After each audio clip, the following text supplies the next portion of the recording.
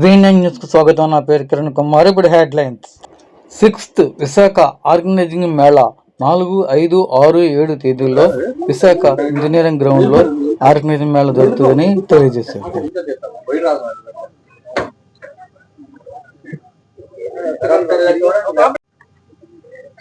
Go ఆధారిత ప్రకృతి వ్యవసాయదారుల సంఘం ఫౌండర్,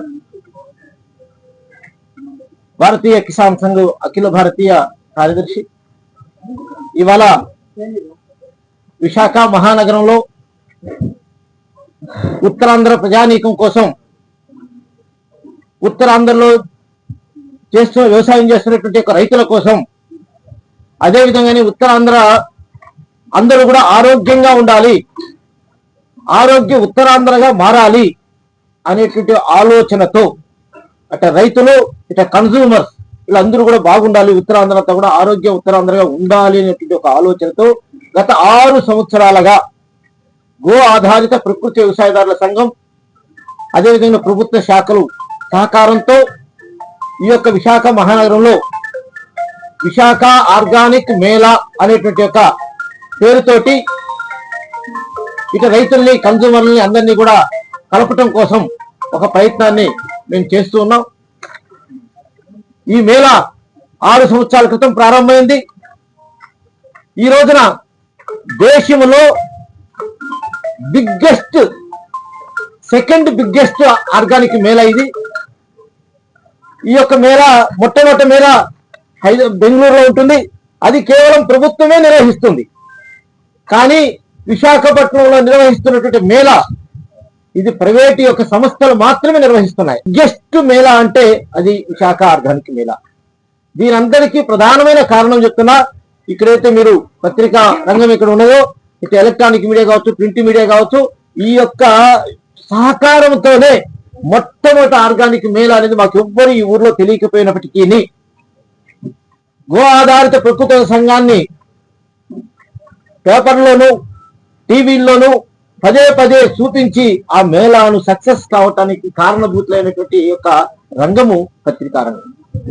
వీళ్ళకి ప్రత్యేకమైనటువంటి యొక్క ధన్యవాదాలు గో ఆధారిత ప్రకృతి సంఘం తెలియజేస్తుంది. వాళ్ళకి మంచిగా ఉండాలి, మన కుటుంబాలని మంచిగా ఉండాలనే ఆలోచనతోటి మీరు ఆ విధంగా దాన్ని తీసుకురావటం, దేశంలో సెకండ్ లార్జెస్ట్ మేళాగా తయారు చేయడం అనేది దాంట్లో ప్రధానమైన పాత్రదారులు మీరని చెప్పేసి మరి ఒకసారి మిమ్మల్ని అందరినీ కూడా విజ్ఞప్తి చేస్తూ, రెండవది ఈ మేళా కారణంగా ఉత్తరాంధ్రలో ఉన్నటువంటి వ్యవసాయం చేస్తున్నటువంటి గో ఆధారిత వ్యవసాయం చేస్తున్నటువంటి వాళ్ళు ఎవరైతే కెమికల్ ఫెర్టిలైజర్స్ అండ్ పెస్టిసైడ్స్ వాడకుండా వ్యవసాయం చేస్తున్నారో ఆ వ్యవసాయదారులందరికీ కూడా రక్షణ కల్పిస్తుంది ఈ యొక్క మేళా. ఎందుకంటే ఉత్పత్తి చేస్తున్నారు, ఎక్కడ అమ్ముకోవాలో తెలియట్లేదు, కాబట్టి ఆ మార్కెట్ ని చూపించినటువంటిది ఈ యొక్క ఆర్గానిక్ మేళా.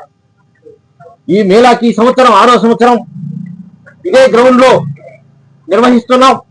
ఎల్లుండి ప్రారంభమవుతుంది. ఈ కార్యక్రమానికి 2 మంత్రులు, మొదటి రోజున అచ్చెన్నాయుడు గారు మన రాష్ట్ర వ్యవసాయ శాఖ మంత్రి వారు వస్తున్నారు. 6వ తేదీన మన యొక్క కొండపల్లి శ్రీనివాస్ గారు ఎంఎస్ఎంఈ మినిస్టర్, ఆ ఎంఎస్ఎంఈ మినిస్టర్ 6వ తారీఖు వస్తున్నారు.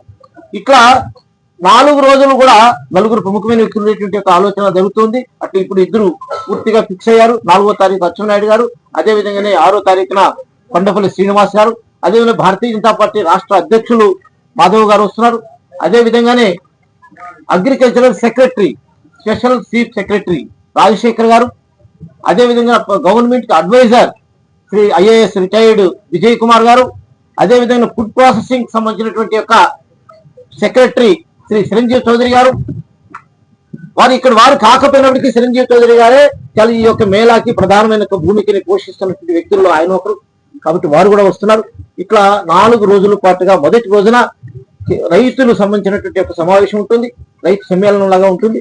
రెండో రోజున ఏదైతే మేము సిద్ధ వైద్యం అనేటువంటి పేరుతో అందరూ ఆరోగ్యం బాగుండాలి అనే సిద్ధ వైద్యం అని పెడుతున్నాం. ఆ సిద్ధ వైద్యానికి సంబంధించినటువంటి మన ఆహారము, మన ఆరోగ్యం అనేటువంటి ఒక టాపిక్ మీద ఆ రోజు రెండో రోజున ఉంటుంది.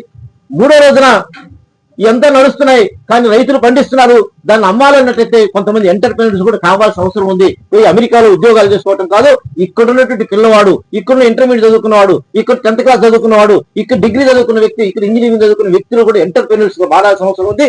ఎట్లయితే ఇప్పుడు చైనా నుంచి దిగుమతి వస్తున్నాయి మనం అంటున్నాం. చైనాలో ఆ రకమైన ఎంటర్ప్రెన్యూర్స్ ఎక్కువ ఉన్నారు కాబట్టి ఆ విధంగా అవుతుంది. కాబట్టి మన భారతదేశంలో కూడా మన జనసంఖ్య కూడా ఎక్కువ విదేశాల మీద ఆధారపడటం కాకుండా మన దేశంలో మనమే తయారు చేసుకునే విధంగా ఎంటర్ప్రెన్యూర్స్ ని కొత్త వాళ్ళని తయారు చేయాలనే ఒక ఆలోచనతో 6వ తేదీన ఈ కార్యక్రమాన్ని నిర్వహిస్తున్నాం. అదే విధంగా 7వ తారీఖున మన అందరికీ తెలుసు, మన ఆరోగ్యం బాగుండాలంటే మన ఇంట్లోనే కూరగాయలు పండించుకొని తింటే ఇంకా మంచిగా ఉంటది. కాబట్టి మిద్ది మీదనే కూరగాయలు పండించుకోవాలి అనేటువంటి మిద్ది తోట రైతుల యొక్క సమ్మేళనం. ఆ విషయంలో కూడా ఇది సక్సెస్ఫుల్ ఇది విశాఖపట్నం. ఎందుకంటే మిగతా రాష్ట్రాల్లో గ్రూపులుగా ఉంటారు, కానీ ఈ యొక్క ఊర్లో గ్రూపులు ఉన్నప్పటికీ ఈ విషయం వచ్చేటికి అందరూ కలిసి పనిచేయటం అనేటువంటిది ఇక్కడ ఉన్నది. ఆ విధంగా ఒక 2000 మంది మిద్ది తోట రైతుల యొక్క సమ్మేళనాన్ని మన యొక్క 7వ తారీఖు నిర్వహించబోతున్నాం. ఆ విధంగా అన్ని 4 రోజులు 4 కార్యక్రమాలు, రైతుల కార్యక్రమం, సిద్ధ వైద్యం కార్యక్రమం, 3వ రోజున ఎంటర్ప్రెన్యూర్స్, 4వ రోజున మిద్ది తోటలు. 4 రోజులు 4 రకాలుగా మనం ప్రయత్నం చేస్తూ ఉన్నాము. కాబట్టి దాని అన్నిటికీ కూడా మీరు సహకారం చేస్తారని, దాన్ని మన అందరూ ఈ యొక్క ఉత్తరాంధ్ర ప్రజానీకానికి ఉత్తరాంధ్ర ఆరోగ్య ఉత్తరాంధ్రగా మార్చటమే ఏకైక లక్ష్యం.